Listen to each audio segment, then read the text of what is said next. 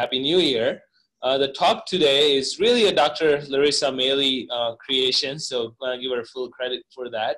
However, she is unable to be here today, so I will take a stab at it, at presenting it, and hopefully try to do it justice.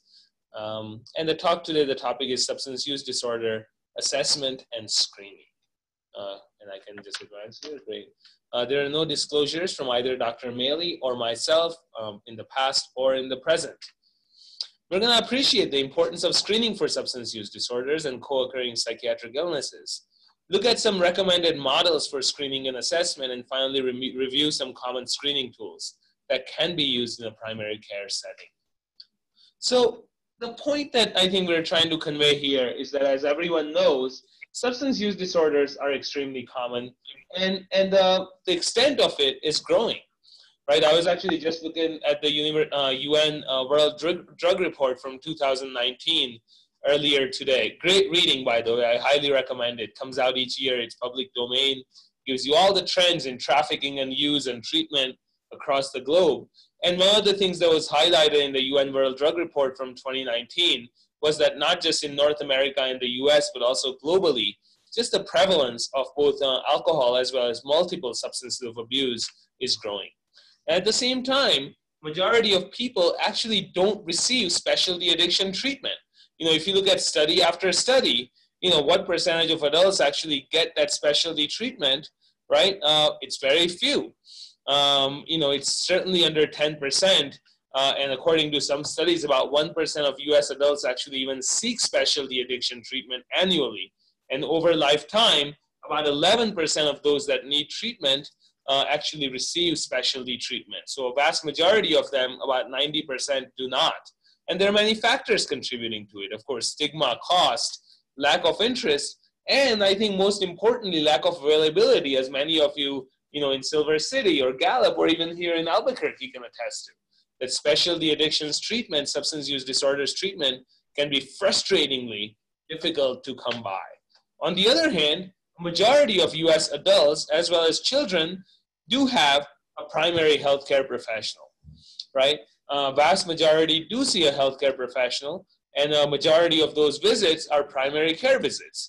And the second most common visits that we often see are emergency department visits, which are also quite common. So therein lies the opportunity, that if substance use disorders are prevalent, but we can't always access specialty treatment for it, then can we then better reach these patients in a primary care setting or in an emergency department setting, right? To reach those patients who may never go see the specialty addictions treatment clinic, or for those patients who have milder substance use problems who maybe don't require that high level of care, that specialty treatment. And so that raises the question, okay, so it could be an opportunity, but how do we best reach these patients? And that's where screening and assessment come in, right? So they help providers understand what the patient's needs are, because the first step is also often recognizing that, yes, this is something my patient needs help with, my patient could use help with. So understanding those needs and then matching them to the right level of care, to the correct services to best meet those needs. And second, helping providers track symptoms over time. So temporarily as treatment is provided, and adjusting the treatment based upon response. And those are really the roles of screening and assessment in this setting. There's been a paradigm shift, right, over the years. In the past, there was often, and unfortunately, I think this still happens, right, as sort of Clark and Vanessa can both certainly attest to in many settings where there is no diagnosis, our patients are often unable to access care, and they don't receive care until there is a complication. Right, so until the patient goes into severe alcohol withdrawals, and then they go into a specialty setting, a detox setting, and then there is no continuing care. And when there is a relapse, recurrence of use, they go back to that treatment for complications, which unfortunately doesn't serve our patients well because we're matching acute care treatment to chronic illnesses such as substance use disorders. Another model that's historically been prevalent is diagnosis or program-driven model. So having sort of pretty much set treatment models for various diagnoses, right? And treatment being driven by what the program has, what the program sort of orientation is. So for example, I can think of programs that serve opioid use disorders, substance use disorders, but the program is driven by an abstinence-only ideology, right? So the only thing that can be offered is naltrexone, and other medications are left off the table. So that's sort of historically been another model that's been prevalent. But where we're moving toward, and what the evidence-based present is sort of client-directed, outcome-informed treatment, right? Which includes understanding not just the diagnosis, but really understanding the person first. What are the patient's goals? What are the motivators, right? What are the challenges to treatment? What are the strengths? What are other things going on? And using that to better engage the patient, form a better alliance, and then providing a comprehensive biopsychosocial treatment, which can be modified based upon the patient's progress or lack thereof. So really coming up with a treatment model based upon the client's needs and the overall picture, and periodically revisiting how the client is doing and actually being able to modify the treatment accordingly. And that really is the standard of care in 2020. I almost said 2019 here. I'll get used to it in about 6 months. So how can we begin? So there are different ways to go, and a couple of important concepts, episode of care. So oftentimes we think about specialty treatment, right? Specialty substance use disorders treatment as being a distinct episode of care, where if the patient needs that high level of care, they enter into that, they stay in it for a set amount of time, and once the patient is doing better, step down to sort of more chronic care level. And that sets up the continuum of care, right? Where the patient can flow between outpatient, inpatient, residential, specialty outpatient, based upon how the patient is doing. And in an ideal world, and I think we have a long way to go, but in an ideal world, the patient can flow seamlessly and organically through all of these levels. And this is an example of it, that not everyone requires a high specialty level of care. So this is based on AUDIT, which is one of the screening tools we'll visit soon for alcohol use disorder. So based upon the AUDIT, about 78% of the population in the United States will be either low risk or abstain completely from alcohol use, right? And what we know is that for those patients, and that's the bottom of the pyramid, really no intervention is needed. Provide a positive health message, say good job for doing this, periodically revisit them, but no other interventions needed. Then you have about 10% of population that falls in kind of risky or hazardous use, right? And those are patients who certainly would need brief intervention, which we'll get to. Then there's about another 8% or so patients who get into kind of higher scores that go into a harmful use category. And for those patients, very often a brief treatment carried out in a primary care setting can actually be appropriate. And lastly, about 5% of patients would reach a dependent level, having a substance use disorder. And those are the patients that really would benefit from a specialty substance use disorders treatment. So as you can see, that number is actually quite low. And oftentimes what happens is everyone either receives a lower level of care or a higher level of care, and that appropriate matching in our systems right now, certainly in New Mexico, is often a challenge to the detriment of our patients. And I would say to the detriment of kind of the systems from a public health standpoint.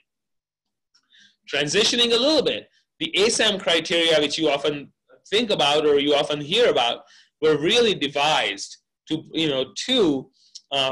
help match patients to the appropriate level of treatment. And most states, including New Mexico, actually utilize ASAM criteria. So what do ASAM criteria look at?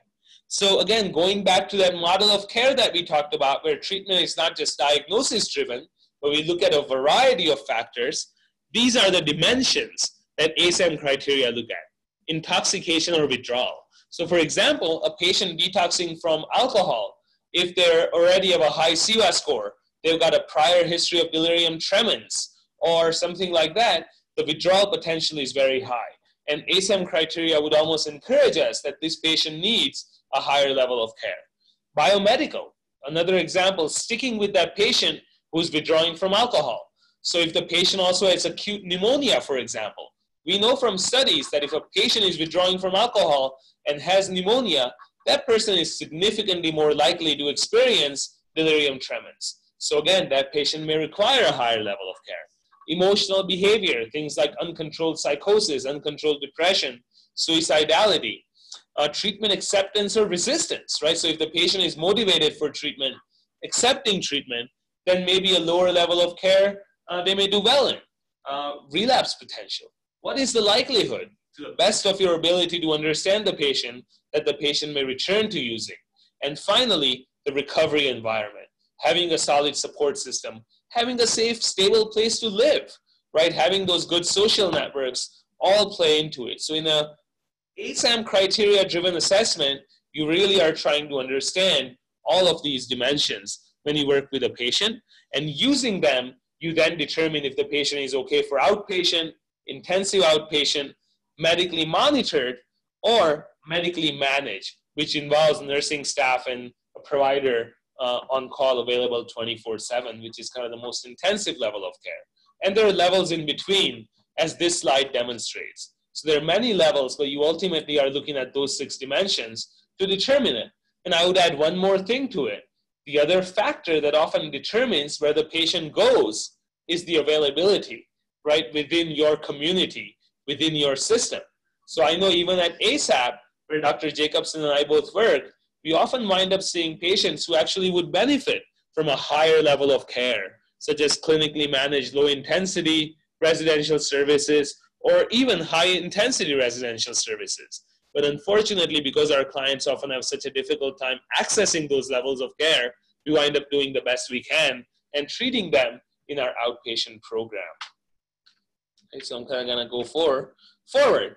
And the next 2 slides are really looking at the benefits of matching the patient to the right level of care. In this slide, the red bar is patients who are mismatched, and the kind of the grayish bar, what color is that? Gray, teal? Is it teal? Is the correctly matched patients. And what we know, what this is showing, it's looking at no-show rates. So higher the bar, the more the no-show rates. So as you can see, across substances, if the patients are mismatched, they're significantly more likely to participate in or attend treatment. And of course, we want our patients to attend treatment. And this slide, which is a little bit difficult to read, is showing that in addition to just how often the patient engages in treatment, when patients are appropriately matched, they do better in terms of their addiction severity index. That's that ASI scores, which is a validated assessment tool, and ultimately a better outcomes, right? So ASAM criteria are important. Studies have found them to be reliable, feasible, and show face validity, as well as predictive validity. In other words, helping us predict how the patient may do with multiple substances. And when you match the patient to the right level of care, they tend to do better in terms of treatment participation, global improvement, substance use, as well as step-down readiness and rehospitalization. So matching patients is important. And that brings us to the second part of this talk, and I think we're right on time, which is the SBIRT model. So SBIRT stands for Screening, Brief Intervention, and Referral to Treatment. Another phrase that you may have heard quite a bit, right? So screening is the first part of it, and that assesses for risky substance use behaviors using standardized and validated screening tools. And that can occur in any specialties healthcare or any healthcare setting, specialty or primary care.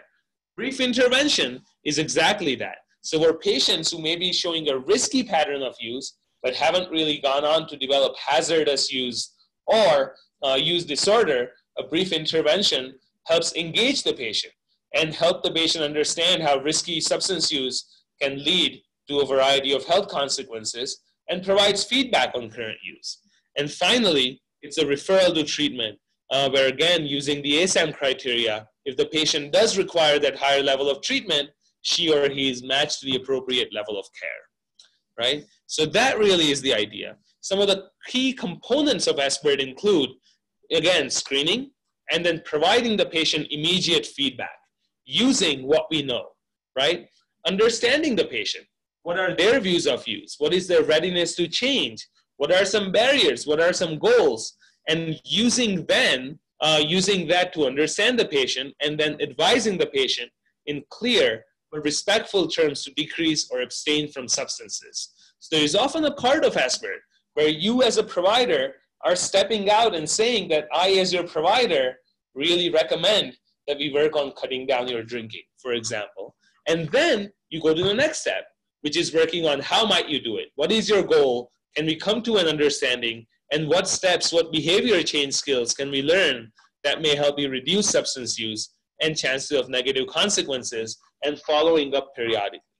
So all of that and a link to the ASBIRT app, it's available on iTunes, is included at the bottom, right? So if you do a screening and the patient is low risk, no further intervention is needed. If the patient is moderate risk, they may do well just with a brief intervention. For moderate to high risk, brief treatment may be necessary. But if there is severe risk or dependency, that's the patient, again, that's about 5% of patients who may need to be referred out to specialty treatment, right? So going forward, so now we're gonna go into some screening tools, because remember, first part of ASBIRT is screening that can be done in a primary care setting. So what are some screening tools? So screening targets any unhealthy or problematic substance use, right? And the goal is to detect the entire spectrum of unhealthy use for appropriate referral to treatment, including detoxification, and again, to match the treatment to the level of need. Screening versus assessment. I often hear people use these terms interchangeably, but there is a difference. Again, screening happens in any setting. It's quick, it's easy, uses quick, standardized, validated scales, and results are then used, again, to match the patient to the level of care and to track progress over time. Assessment, on the other hand, is more comprehensive. Assessment is when you delve into those biopsychosocial components, right? So you do the assessment after the screening.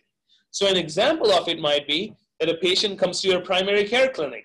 You administer them the PHQ-2 scale, which is for depression. They score positive on PHQ-2. So then you offer another slightly more involved screening tool, the PHQ-9. And if the patient screens positive on the PHQ-9, then you refer them to your behavioral healthcare provider for a more comprehensive assessment, which happens after screening, right? And is more in depth. So if that helps, hopefully that helps illustrate the major difference between the two, right? Going forward, these are just some common and validated screening tools for adults and adolescents with substance use disorders. The CAGE questionnaire for ethanol, CRAFT, which is a similar questionnaire but for adolescents and can be used for a variety of substances. AUDIT and AUDIT-C for alcohol. The drug abuse screening test is the DAST. NM-ASSIST, which stands for NIDA Modified Assist. The COW scale, which is the clinical opiate withdrawal scale. The CIVA, which is the alcohol withdrawal scale, the clinical instituted withdrawal from alcohol. And finally, urine drug analysis are all considered examples of screening tools. The CAGE questionnaire is the first one, right? 4 simple questions that you can ask your patient. And if someone scores, and the questions are, the C stands for, have you tried to cut down your drinking? A is for, have you been annoyed by someone telling you that you have a problem with alcohol that you need to cut down? G is feeling guilty. And the E is the need for an eye opener. In other words, needing a drink first thing in the morning.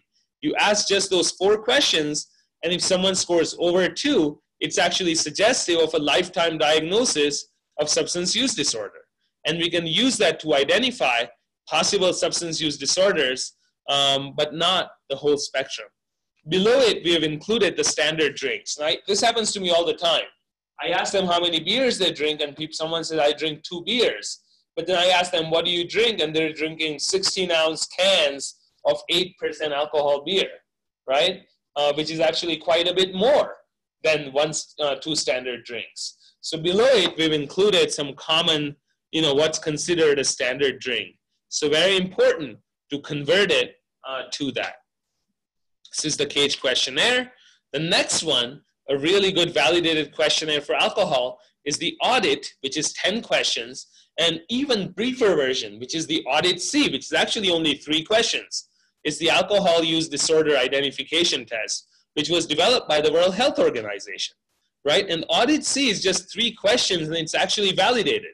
If someone scores over, if it's a female patient, and she scores at over 3, it's actually a positive screen. And if a male patient scores over 4, it's a positive screen, right? So that's actually really good, and that patient is at high risk and should be then referred for more comprehensive assessment. This is the entire audit that we've included here, right? DAST is a similar question, 10 questions, but for other substances other than alcohol. Comes in 10 and 20 item versions. The 10 item version is commonly used, again, because it's quicker. There's an adult version, an adolescent version, and aligns with the ASAM criteria. Then there's the NIDA modified assist, the NM assist, which looks at a variety of substances, including alcohol, smoking, and other substances. There's even a web-based interactive tool that's available. So you can actually have a patient sit down, or you sit down on a computer with the patient and work through this. And it takes a little bit of time, but it gives you a good idea of whether a person has a substance use disorder. And importantly, then it provides links to resources for brief intervention as well as treatment referrals, right? And there's the link for it on drugabuse.gov, so it's public domain. Anyone can access it and use it. The COW score, the clinical opiate withdrawal scale, as well as the CIVA for alcohol are both used to assess the level of withdrawals from those substances. Next, some of the common mental health screening instruments include the World Health Organization's quality of life screen, as well as the patient stress questionnaire. I know in the primary care setting, you guys often use the PHQ-9, the GAD-7 for anxiety, the patient checklist for PTSD, as well as the HUDAS and quality of life. All of those are also available, and we've included the link for you guys through public domain through SAMHSA for download and use. And I think assessment really is reserved if there is that high index of suspicion. In other words, if someone screens positive on one of these things, that's when the assessment can be carried out. Again, assessment tends to be much more comprehensive. And so if you have a behavioral health provider, a behavioral health department, I think it would be a great idea to rely upon them to get this information, right? And these are all the components of a comprehensive assessment, right? So you can see that it's a lot more involved than a simple screen, right? Which can be carried out relatively quickly. There are also some validated assessment instruments, and some of those are located here, along with the links if they are available for public domain. And we'll end here, so that gives us about 4 minutes for questions.